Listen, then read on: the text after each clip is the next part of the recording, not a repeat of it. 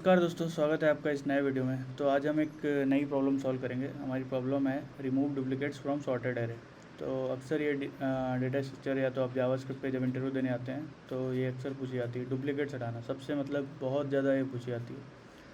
तो हमारी प्रॉब्लम आज की ये है कि हमारे पास एक नम्स नाम का वेरिएबल है जिसमें वैल्यूज़ जो हैं 1 1 2 मतलब कि डुप्लीकेट्स हैं। बेसिकली डुप्लीकेट्स हमको हटाना है और रिटर्न क्या करना है, 2। आउटपुट इसका 2 आ रहा है क्योंकि एक 2 बार आया है और 2 एक बार आया है।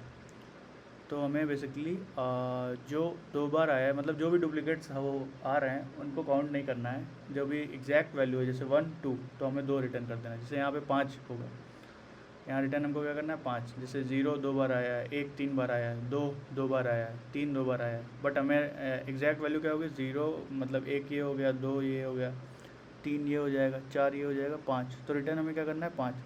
मतलब जो एग्जैक्ट वैल्यू है, जैसे जो नंबर हैं वही रिटर्न करने हैं, डुप्लीकेट्स हमें काउंट नहीं करने। वही ये बोल रहा है। ये लीड कोड की प्रॉब्लम है। अक्सर आप देखते होंगे कि जब भी आप इंटरव्यू के लिए जाते हैं तो आपसे पूछा जाता है रिमूव डुप्लीकेट्स फ्रॉम। ये तो सॉर्टेड एरे है। आप कभी कभी सॉर्टेड नहीं होता तो पहले उसको सॉर्ट करना होता है, उसके बाद आपको दिया जाता है सॉल्व करने को। तो मैं इसको लीड कोड पे नहीं सॉल्व करूँगा, मैं बेसिकली सॉल्व करूँगा एक जावास्क्रिप्ट कंपाइलर है JS फिडल पे। क्यों नहीं कर रहा हूँ, उसका रीज़न ये है कि अक्सर जब हम इंटरव्यू में जाते हैं तो वो लोग बोल देते हैं कि पेन एंड पेपर में करो, या तो बोल देंगे कि आप नोट पैड पर करो। तो वहाँ पर क्या होता है कि हमको थोड़ा क्या होता है कि वहाँ प्री डिफाइंड, जैसे यहाँ पे प्री डिफाइंड देखो फंक्शन मिल गए आपको, यहाँ आर्गूमेंट्स पास है। तो इससे क्या होता है कि जब वहाँ पे जाते हैं तो हम भूल जाते हैं अक्सर कि क्या लिखना है। फंक्शन लिखते हैं, जैसे मान लीजिए फंक्शन आपने लिखा, अब यहाँ देखिए ये आ गया, तो हमको खुद से ही लिखने की प्रैक्टिस भी होनी चाहिए। तो जैसे आपसे पेन पेपर में करवा दिया तो आपको अगर प्रैक्टिस है तो आपको लिखने में कोई दिक्कत नहीं होगी, आप एग्जैक्टली लिख सकते हैं। तो ये डिपेंड करता है आप पे, आप किस पे करना चाहते हैं। आप लीड कोड पे चाहते हैं तो लीड कोड भी कर सकते हैं। तो मैं बेसिकली इस पे करूँगा जिससे आपके लिए आसानी होगी और हमारे भी प्रैक्टिस बन जाएगी, तो हमको भी कोई दिक्कत नहीं रहेगी। चलिए सॉल्व करते हैं। तो प्रॉब्लम तो आप समझ ही गए हैं, हमको डुप्लीकेट्स हटाने हैं। तो पहले एक वेरिएबल बना देते हैं लेट नम्स नाम से। वैसे ही सॉल्व करेंगे, बस थोड़ा सा अंतर है कि हम यहाँ पे लिख रहे हैं सब कुछ अपने से। तो हम वैल्यू जो कंटेन करेंगे, मान लीजिए 1 1 2 2 2 2 देन 3 3 3 3। बेसिकली डुप्लीकेट्स हटाने हैं तो कुछ भी कंटेन कर सकते हैं। 4 देन 5। ये आप पे है, अब आप क्या रिटर्न करते हैं, क्या इनपुट वैल्यू लेते हैं। तो मैंने यहाँ क्या लिखा है, 1 1 2 बार आया है, 2 हमारा 2 बार आया है, मतलब सब 2 बार आए। एक बार इसको 3 बार कर देते हैं। अब बेसिकली इसको रिटर्न क्या करना चाहिए, 1 2 3 4 5 5 रिटर्न करना चाहिए। जो हमारा आउटपुट आना चाहिए, आउटपुट हमारा 5 आना चाहिए। ठीक, तो हमने क्या किया, सबसे पहले एक वेरिएबल बना लिया। वेरिएबल में हमारे पास ये डुप्लीकेट्स हैं, ये सॉर्टेड ऑर्डर में है। कभी कभी होता है कि 5 पहले आ गया है, वो सॉर्टेड नहीं होता, तो पहले उसको सॉर्ट करना होगा, उसके बाद आपको उसको सॉल्व करना होगा। बट चलिए पहले ये लीड कोड की प्रॉब्लम हमें दिख गई तो हम इसको ही सॉल्व करते हैं, remove duplicates from sorted array. तो हम एक फ़ंक्शन बनाएंगे। फंक्शन का नाम रख देते हैं रिमूव डुप्लीकेट्स। उसके अंदर हम अपना जो हमने वेरिएबल बनाया है उसको पास कर देंगे एज आ आर्गूमेंट। ठीक, अब हम क्या करेंगे, पहले एक वेरिएबल बना देंगे let x is equal to 0। Initially जो हमने वैल्यू असाइन की x की वो 0 रखती है, और उसके बाद एक फॉर लूप लगाएंगे। इस फॉर लूप में क्या करेंगे, i की वैल्यू हम 0 से i इक्वल टू 0 रखेंगे। i is equal to 0, i less than nums dot length, whatever the nums is there. तो हम उसकी लेंथ चेक करेंगे, i less than nums dot length. और उसके बाद i को हम इंक्रीमेंट कर देंगे i प्लस प्लस से। ठीक, तो हमने यहाँ पे अभी 2 काम किया। पहले तो x को 0 असाइन कर दिया, लेट x इक्वल टू 0, और फिर i की value i start from 0, i will start from 0, i less than nums dot n i plus plus. अब उसके बाद एक इफ कंडीशन लगाएंगे, इफ एल्स से तो आप परिचित ही होंगे, अक्सर आप लोग यूज़ करते होंगे।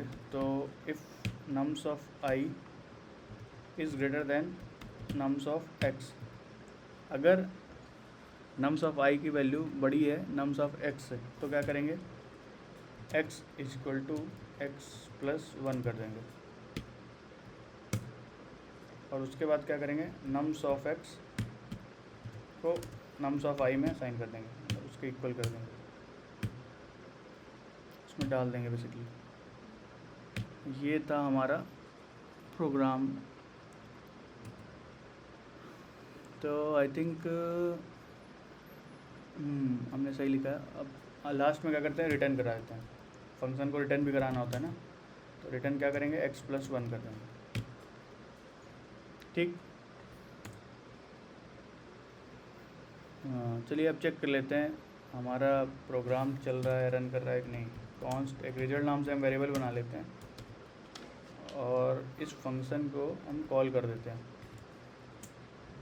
फंक्शन कॉल कर दिया, उसके अंदर क्या जो नम्स हमारा वेरिएबल था वही हमने, मतलब आर्गुमेंट्स था वही पास कर दिया। कंसोल चला देते हैं, चेक करते हैं कि हमारा प्रोग्राम चल रहा है कि नहीं। ठीक, तो क्या आना चाहिए, 5 आना चाहिए। अगर 5 आ रहा है तब तो सही है, अगर नहीं आ रहा तो मतलब कुछ दिक्कत है। चलिए रन करते हैं, आ रहा है मतलब।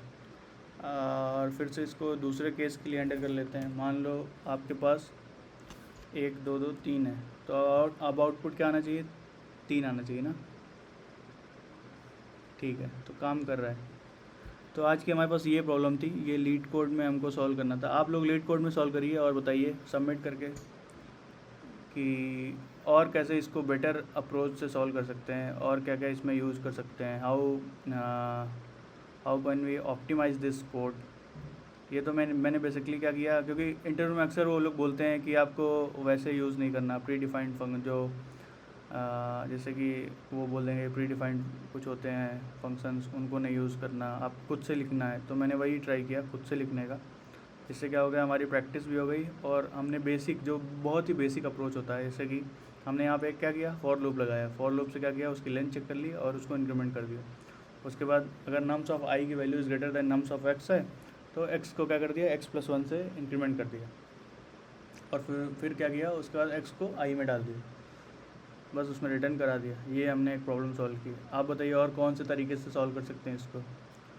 So thank you for watching, और जुड़े रहिए, चैनल को सब्सक्राइब करिए, फिर देखते हैं और दूसरी प्रॉब्लम सॉल्व करते हैं। मतलब हमारा टारगेट है बेसिकली अपकमिंग 100 डेज़ में हम लीड कोड में एटलीस्ट 200 और 300 प्रॉब्लम सॉल्व करेंगे, जिससे हमारी प्रैक्टिस भी अच्छी हो जाएगी और आपको इंटरव्यू के लिए प्रिपेयर भी हो जाएंगे। तो जैसे कि आपका मोस्टली जब बड़ी कंपनीज़ में आप जाते हैं, फैंग में या मिड लेवल की भी कंपनीज़ में, आजकल तो सारी मोस्टली कंपनी डीएस है। मैंने यहाँ तक कि देखा है फ्रंट एंड में पहले नहीं पूछते थे वो लोग, basically HTML CSS and JavaScript पूछ लेते थे, बट अभी आजकल क्या हो गया कि DSA सब पूछते ही हैं मोस्टली। मतलब अच्छी कंपनीज़ जो हैं वो डाटा स्ट्रक्चर के कुछ ना कुछ दे ही देते हैं कि आप इसको सॉल्व करके दिखाओ।